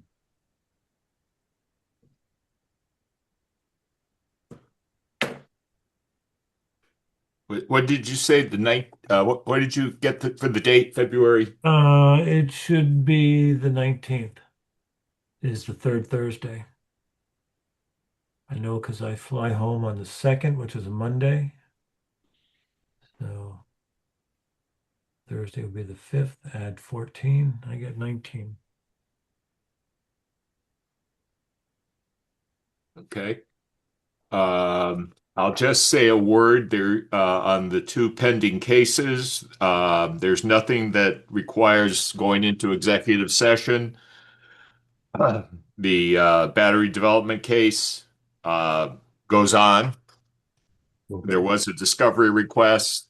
We replied, provided documentation. The Del Molino appeal of the Sykowski Solar. We notified, or I notified, well, the planning board notified the applicant that it was their responsibility to defend the case if they wanted to. And town council will file an appearance and just stand on the sidelines and see what happens. Have they decided to defend it? Do you know? I do not know. Okay.